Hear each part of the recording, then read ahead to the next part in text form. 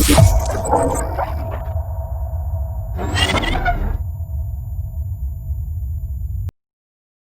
Students, आज हम लोग पढ़ेंगे कि रियोलॉजी ऑफ फ्लूइड क्या होता है। What is rheology of fluid. ठीक है, तो सबसे पहले रियोलॉजी क्या होती है इसके बारे में डिफरेंट डिस्कस करेंगे।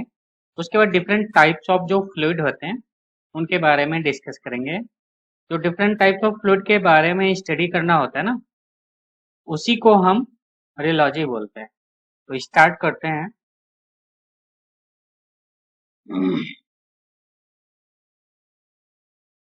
ओके, तो सबसे पहले व्हाट इज रियोलॉजी। रियोलॉजी क्या होती है? It is a branch of science that deals with the study of different types of fluid. ठीक है, सबसे पहले ये ब्रांच ऑफ साइंस कौन सी साइंस है? which deals with the which deals with the study of different types of fluid. different types of fluid, तो इसको हम बोलते हैं रियोलॉजी ऑफ फ्लूइड। ओके, अब जो डिफरेंट टाइप्स ऑफ फ्लूइड होते हैं उसको हम देखते हैं। Newtonian fluid. तो न्यूटोनियन फ्लूइड क्या होता है? Fluid which follow Newton's law of viscosity. Fluid which obeys Newton's law of viscosity. Newton's law of viscosity is called Newtonian fluid. Now, what is Newton's law of viscosity? क्या होता है? तो tau equal to mu time du over dy equal to mu time d theta upon dt। यही होता है आपका Newton's law of viscosity. ठीक है, यहाँ से हम ये देख सकते हैं कि जो म्यू है वो किस पे डिपेंड कर रहा है? स्ट्रेस और rate of angular deformation D theta upon d T पे। ठीक है, तो यहाँ पे आपका जो न्यूटन्स लॉ ऑफ विस्कोसिटी है, यहाँ पे आप देख सकते हो जो म्यू है ये कांस्टेंट है। म्यू इज कांस्टेंट, ये चेंज नहीं हो रहा है। For Newtonian fluid mu doesn't change with respect to deformation. Mu does not change with respect to deformation or flow. Deformation means flow. ठीक है, तो यहाँ पे अगर हम टाउ shear स्ट्रेस और वेलोसिटी ग्रेडियंट या रेट ऑफ एंगुलर डिफॉर्मेशन के बीच में ग्राफ प्लॉट करें तो ये स्ट्रेट लाइन होगा। Tau is directly proportional to d theta upon d t because mu is constant. Now mu is not changing with respect to d theta upon dt, d theta upon dt। तो अगर हम viscosity और इसके बीच में d theta upon dt के बीच में graph plot करें तो ये स्ट्रेट लाइन होगा। यहाँ पे ये स्ट्रेट लाइन आपका थोड़ा सा स्ट्रेट नहीं बना, तो ये आपका स्ट्रेट लाइन बनेगा, दैट इज। ठीक है, तो इस तरीके से ये आपका प्लॉट होगा, graph between viscosity and rate of angular deformation. Okay, तो ये था आपका Newtonian fluid. Now we are going to discuss about the non Newtonian fluid. Non Newtonian fluid ये क्या होता है? What is non Newtonian fluid? The fluid which does not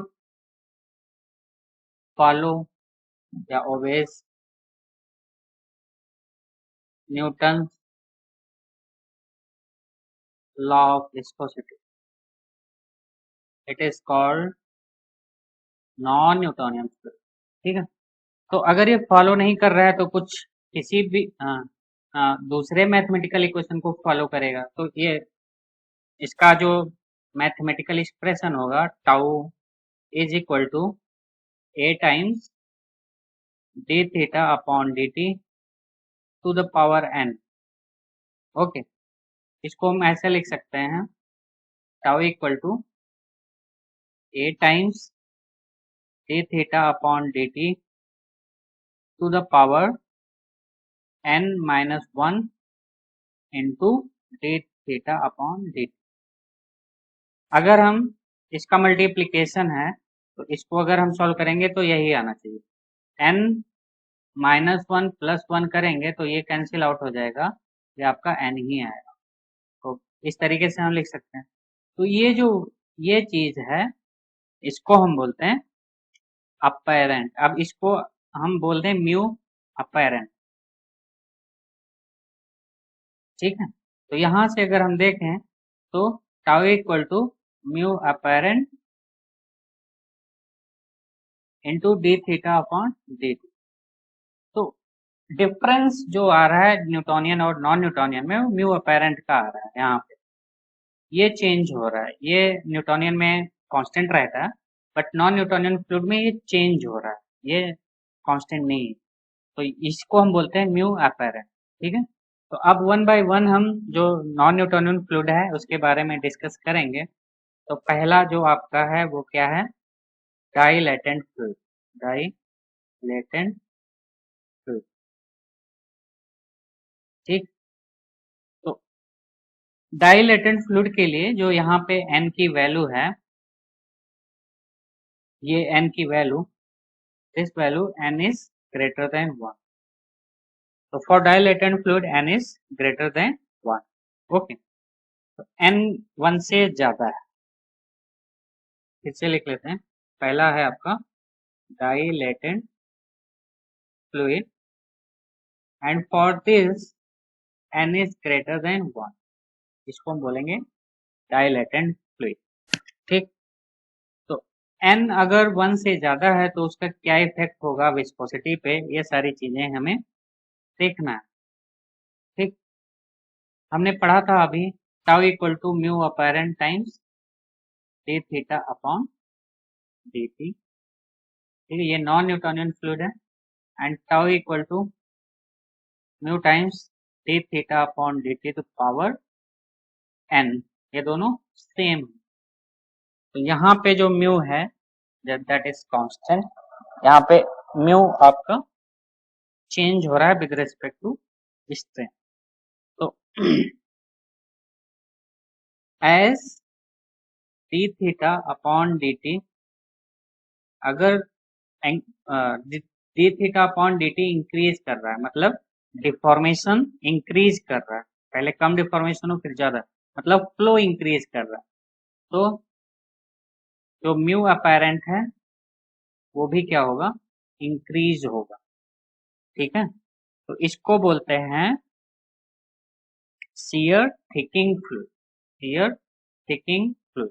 क्यों, अगर हम टाउ और d theta upon d t के बीच में ग्राफ प्लॉट करें, this is tau d theta upon d t, तो यहाँ पे n is greater than 1, suppose n equal to 2, तो y equal to a x square, मतलब पैराबोलिक कर्व बनेगा, ठीक है।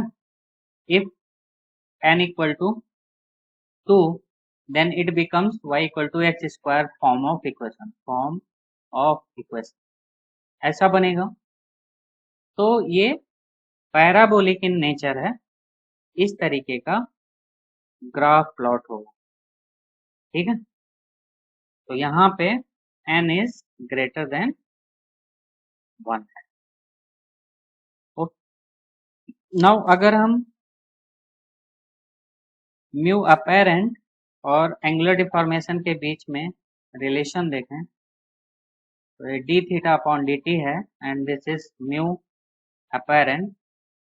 तो होता क्या है इसमें, जैसे जैसे रेट इंक्रीज करेगा, डिफॉर्मेशन का रेट इंक्रीज करेगा, वैसे वैसे जो आपका विस्कोसिटी है उसकी वैल्यू इंक्रीज करती जाएगी। इस तरीके से इसका ग्राफ होता है, दैट इज म्यू अपैरेंट। मतलब जैसे जैसे डिफॉर्मेशन हो रहा है विस्कोसिटी इंक्रीज हो रहा है, मतलब फर्दर डिफॉर्मेशन के लिए आपको ज्यादा फोर्स लगाना पड़ेगा। तो क्या हो रहा है, इसको हम बोलते हैं शियर थिकिंग फ्लूइड। यहाँ पे क्या हो रहा है, जैसे जैसे फ्लो स्टार्ट होगा, इनिशियली जब फ्लो स्टार्ट होगा तो रेजिस्टेंस कम होगा, फिर फ्लो बढ़ना स्टार्ट हुआ, जैसे जैसे आपका फ्लो इंक्रीज करेगा, जो विस्कोसिटी है वो, विस्कोसिटी मतलब रेजिस्टेंस, वो भी टाइम के साथ साथ जैसे जैसे फ्लो बढ़ता जाएगा वो भी बढ़ता चला जाएगा, रेजिस्टेंस आपका इंक्रीज होता चला जाएगा। इसका एग्जाम्पल क्या हो सकता है, example saturated solution of sugar in water, example saturated solution of saturated solution of sugar in water. ठीक है, ये क्या है, इसका एग्जाम्पल। और क्या एग्जाम्पल होता है, rice starch mud, rice starch mud, ये सारे क्या हैं, इसके एग्जाम्पल हैं। तो इन एग्जाम्पल को जरूर याद रखना, क्योंकि ये एग्जाम में कई बार पूछा गया है। तो saturated solution of sugar in water, rice starch, mud, etcetera are the example of dilatant fluid. Now next is pseudoplastic fluid, pseudoplastic। तो अभी हमने बात किया था डाइलेटेंट, उसको हम ये भी बोलते हैं shear thickening fluid, shear thickening fluid. Now pseudoplastic, pseudoplastic fluid, तो इसमें tau equal to mu times d theta upon d t power n. ठीक है, यहाँ पे n क्या होगा, less than 1, n is greater than 1, तो जो आपका फ्लूइड था वो क्या था, डाइलेटेंट। अब n इज लेस देन 1, तो जो फ्लूइड होगा वो आपका सूडो प्लास्टिक होगा। इसका क्या होता है, as in this case as d theta upon dt increases, जैसे जैसे फ्लो इंक्रीज करेगा विस्कोसिटी आपका डिक्रीज करेगा, म्यू अपैरेंट डिक्रीजेस। ठीक है, इसको ऐसे भी लिखना, tau equal to mu apparent times d theta upon d t. ठीक, तो यहाँ पे जो विस्कोसिटी है, इफेक्टिव विस्कोसिटी वो डिक्रीज कर रहा है जैसे जैसे फ्लो इंक्रीज कर रहा है। तो यहाँ पे जो ग्राफ प्लॉट होगा बिटवीन म्यू अपैरेंट और म्यू अपैरेंट और d theta upon d t, तो ये कैसा होगा, इसमें डिक्रीज करना चाहिए। तो इस तरीके का ग्राफ प्लॉट होगा, यहाँ पे डिक्रीजिंग ट्रेंड है। ठीक है, अब जैसे फ्लो स्टार्ट होगा तो विस्कोसिटी डिक्रीज करता चला जाएगा, मतलब आपका फ्लो आसान होता चला जाएगा। पहले फ्लो में रेजिस्टेंस ज़्यादा है, फिर धीरे धीरे फ्लो का रेजिस्टेंस कम होता चला जाएगा, फ्लो और इजी हो जाएगा। इसमें टाउ और d theta upon d t के बीच में, मतलब एंगुलर डिफॉर्मेशन के बीच में जो ग्राफ प्लॉट होगा वो कैसा होना चाहिए, यहाँ पे n की वैल्यू लेस देन 1 है, तो यहाँ पे इस तरीके का कर्व, इस तरीके का कर्व बनेगा, the value of n is less than 1। तो ये आपका सूडो प्लास्टिक इन नेचर है, सूडो प्लास्टिक। इसका एग्जाम्पल क्या होगा, एग्जाम्पल, तो ऐसा आप कोई फ्लूइड सोचिए जिसमें जब आप फ्लो स्टार्ट करवाते हो तो इनिशियली जो होता है वो रेजिस्टेंस ज़्यादा होता है, लेकिन जैसे फ्लो स्टार्ट होता है तो रेजिस्टेंस कम हो जाता है। तो इसका बेस्ट एग्जाम्पल आपका होगा blood.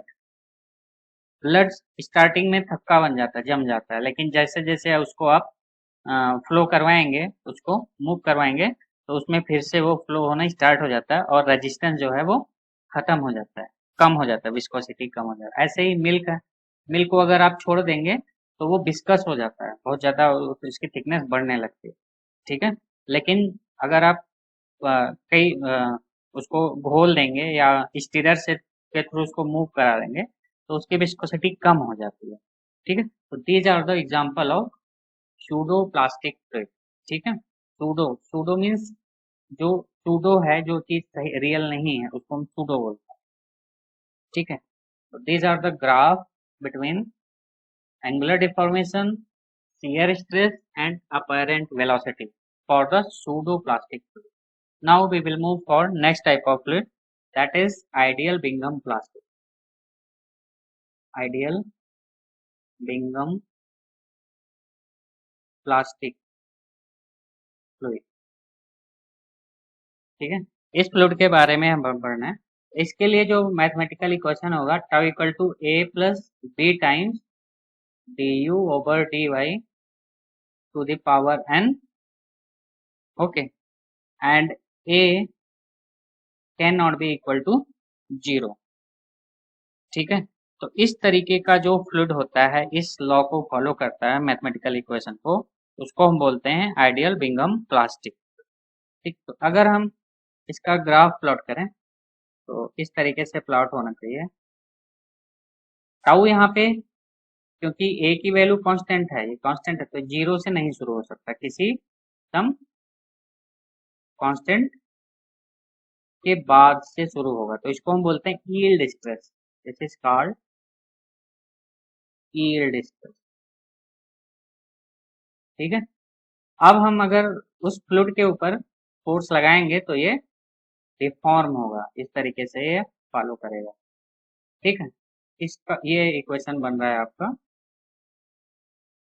This is tau, this is D theta upon d t. तो इसका बेस्ट एग्जांपल आपका होगा toothpaste.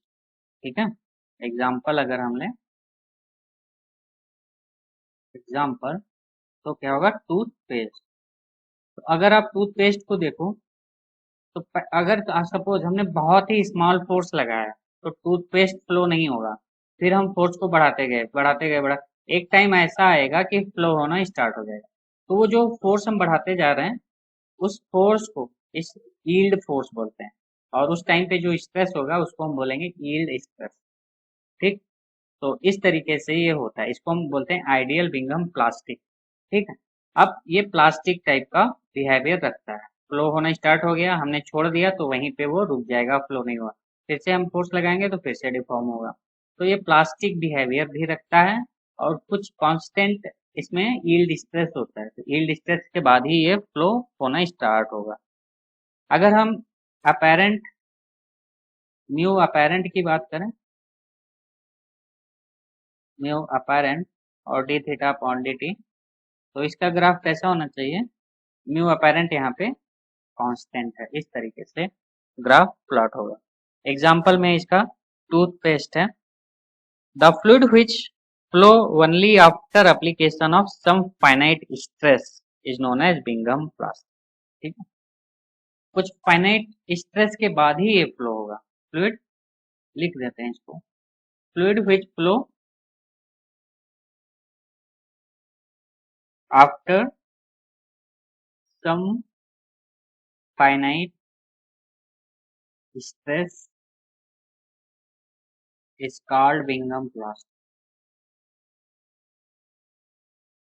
Bingham plastic. So this is the definition of this type of. तो ये इसकी property. Now we are going to talk about the other type of fluid, that is thixotropic.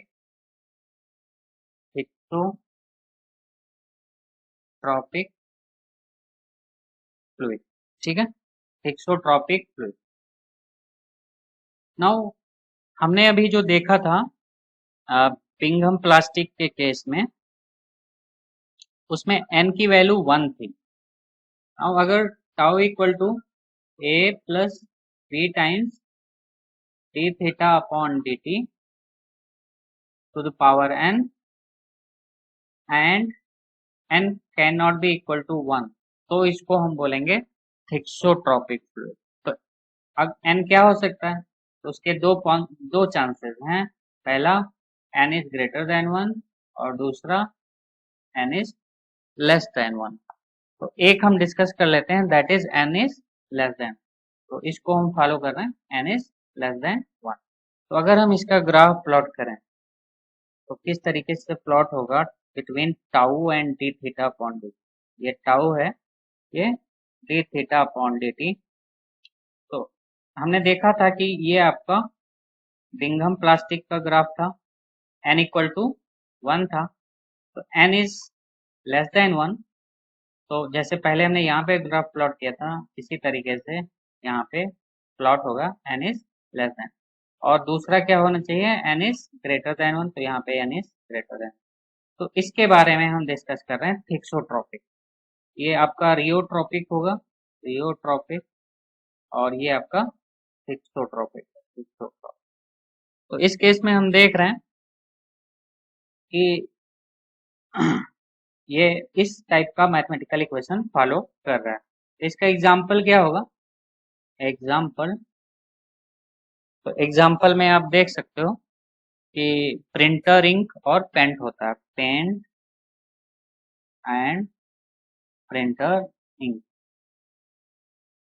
तो अब इनकी प्रॉपर्टीज देखिए, जैसे जैसे टाइम चेंज होगा, टाइम इंक्रीज कर रहा है, तो इनकी जो विस्कोसिटी है, अपैरेंट विस्कोसिटी, वो इंक्रीज कर रहा है। ठीक है, अगर पेंट को आप कुछ टाइम के लिए छोड़ देंगे तो उसकी जो फ्लो होने की एबिलिटी है वो कम होती चली जाएगी, मतलब विस्कोसिटी बढ़ता जाएगा। तो ये टाइम पे डिपेंडेंट है, this is dependent upon the time. तो ये टाइम के साथ साथ शियर थिकिंग है, shear thickening with respect to time, तो इसको हम बोलते हैं थिक्सोट्रोपिक फ्लूइड। अगर हम रियोट्रोपिक की बात करें, रियोट्रोपिक इस टाइप का फ्लूइड, इसमें क्या होगा, जैसे जैसे टाइम इंक्रीज करेगा तो इनका जो डिफॉर्मेशन है वो डिक्रीज करता जाएगा, मतलब विस्कोसिटी इनका कम होता चला जाएगा। तो इस टाइप के फ्लूइड को हम बोलते हैं रियोट्रोपिक। एज टाइम इंक्रीजेस, तो इनकी जो विस्कोसिटी है वो डिक्रीज करेगी टाइम के साथ साथ, इनकी थिकनेस, जो रेजिस्टेंस टू फ्लो है वो डिक्रीज करता जाएगा। ठीक है, इसलिए विस्कोसिटी डिक्रीज करेगा, इसको हम बोलते हैं रियोट्रोपिक। ओके, तो this is all type of fluid. इसके बाद बचता है आइडियल फ्लूइड। आइडियल फ्लूइड की क्या प्रॉपर्टीज होती है हम देख लेते हैं। आइडियल फ्लूइड वो फ्लूइड होता है जिसकी कोई विस्कोसिटी नहीं होती, नो विस्कोसिटी।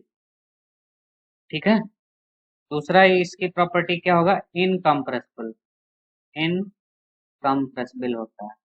और एक प्रॉपर्टी इसकी और है कि जो सरफेस टेंशन है वो नहीं होता, नो सरफेस टेंशन। इसके बारे में हमें पढ़ना है अभी। तो इसको हमने देखा, एक फ्लूइड होता है आपका visco elastic fluid, visco elastic fluid, ये क्या होता है इसके बारे में हम देख लेते हैं। Fluid which show the property of elasticity up to a certain limit, fluid which show property of elasticity, property of elasticity up to a certain limit, उसको हम बोलते हैं विस्को इलास्टिक फ्लूइड। एग्जाम्पल में जैसे मॉल्टन रबर होता है, कुछ दवाइयाँ होती हैं, उनको हम बोल सकते हैं विस्को इलास्टिक। एग्जाम्पल में मॉल्टन रबर, ठीक है, इसको हम बोलते हैं विस्को इलास्टिक। मतलब अगर हम फोर्स लगा रहे हैं, ठीक है, तो ये इलास्टिक इन नेचर है, हमने फोर्स लगाया, ये डिफॉर्म हुआ, फोर्स को हमने रिमूव किया तो अपने ओरिजिनल पोजीशन में आ गया। सपोज ये इस तरीके का, इसको हमने फोर्स लगाया तो ये अपना डिफॉर्म हो गया, और जैसे हमने फोर्स को रिमूव किया तो ये फिर से अपने ओरिजिनल पोजीशन में आ गया। तो इसको हम बोलेंगे विस्को इलास्टिक फ्लूइड। तो ये ऐसा फ्लूइड हमें बहुत ही कम मिलेगा, मॉल्टन रबर जो कि फ्लूइड होता है उसमें ऐसी प्रॉपर्टी देखने को मिल सकती है। ठीक है, तो आज के लिए टाइप्स ऑफ फ्लूइड में बस इतना ही। नेक्स्ट क्लास में हम सरफेस टेंशन, जो कि बहुत ही इंपॉर्टेंट प्रॉपर्टीज है, उसके बारे में डिस्कस करें। Thank you for watching this radio